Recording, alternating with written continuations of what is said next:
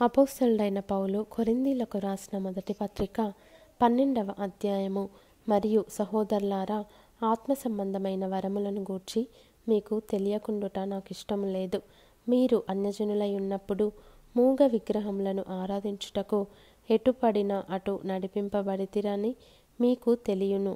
ఇందుచేత దేవుని ఆత్మ వలన మాటలాడువాడెవడును యేసు శాపగ్రస్తుడని చెప్పడనియు, పరిశుద్ధాత్మ వలన తప్ప ఎవడును యేసు ప్రభువని చెప్పలేడనియు నేను మీకు తెలియజేయుచున్నాను. కృపావరములు నానా విధములుగా ఉన్నవి గాని ఆత్మ ఒక్కడే, మరియు పరిచర్యలు నానా విధములుగా ఉన్నవి గాని ప్రభువు ఒక్కడే. నానా విధములైన కార్యములు కలవు గాని అందరిలోనూ అన్నిటినీ జరిగించు దేవుడు ఒక్కడే. అయినను అందరి ప్రయోజనము కొరకు ప్రతివానికి ఆత్మ ప్రత్యక్షత అనుగ్రహింపబడుచున్నది.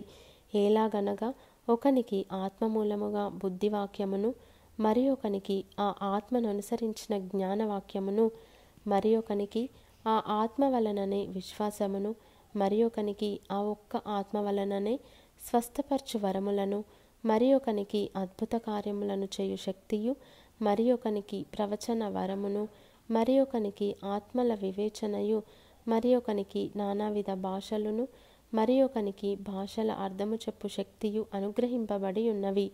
అయినను వీటినన్నిటినీ ఆ ఆత్మ యొక్కడే తన చిత్తము చొప్పున ప్రతివానికి ప్రత్యేకముగా పంచి ఇచ్చుచు కార్యసిద్ధి కలుగజేయుచున్నాడు.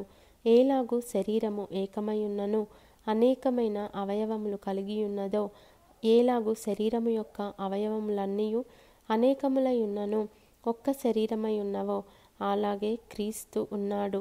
ఏలాగనగా యూదులమైనను, గ్రీసు దేశస్థులమైనను, దాసులమైనను, స్వతంత్రులమైనను మనమందరము ఒక్క శరీరములోనికి ఒక్క ఆత్మయందే బాప్తిస్మము పొందితిమి.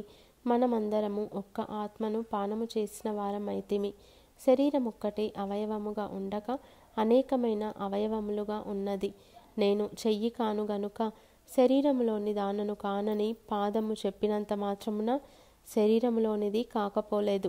మరియు నేను కన్ను కాను గనుక శరీరములోని దానను కానని చెవి చెప్పినంత మాత్రమున శరీరంలోనిది కాకపోలేదు. శరీరమంతయు కన్నైతే వినుట ఎక్కడ? అంతయు వినుట అయితే వాసన చూచుట ఎక్కడ? అయితే దేవుడు అవయవములలో ప్రతిదానిని తన చిత్త ప్రకారము శరీరములో నుంచెను. అవన్నీయు ఒక్క అవయవమైతే శరీరం ఎక్కడ? అవయవములు అనేకములైనను శరీరం ఒక్కటే గనుక కన్ను చేతితో నీవు నాకు అక్కర్లేదని చెప్పజాలదు, తల పాదములతో మీరు నాకు అక్కర్లేదని చెప్పజాలదు.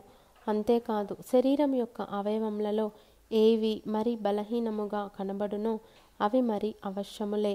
శరీరంలో ఏ అవయవములు ఘనత లేనివని తలంతుమో ఆ అవయవములను మరి ఎక్కువగా ఘనపరచుచున్నాము. సుందరములు కాని మన అవయవములకు ఎక్కువైన సౌందర్యము కలుగును.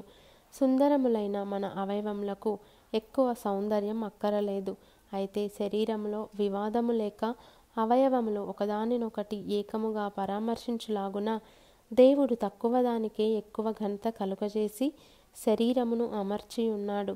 కాగా ఒక అవయవము శ్రమపడునప్పుడు అవయవములన్నీ దానితో కూడా శ్రమపడును. ఒక అవయవము ఘనత పొందినప్పుడు అవయవములన్నీ దానితో కూడా సంతోషించును.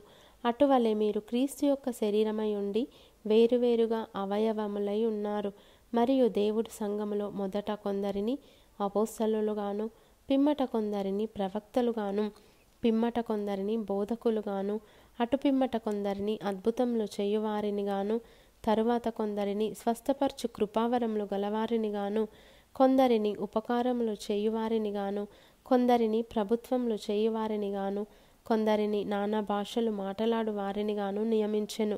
అందరూ అపోస్తలుల, అందరూ ప్రవక్తల, అందరూ బోధకుల, అందరూ అద్భుతములు చేయువారా, అందరూ స్వస్థపరచు కృపావరములు గలవారా, అందరూ భాషలతో మాట్లాడుచున్నారా, అందరూ ఆ భాషల అర్థము చెప్పుచున్నారా?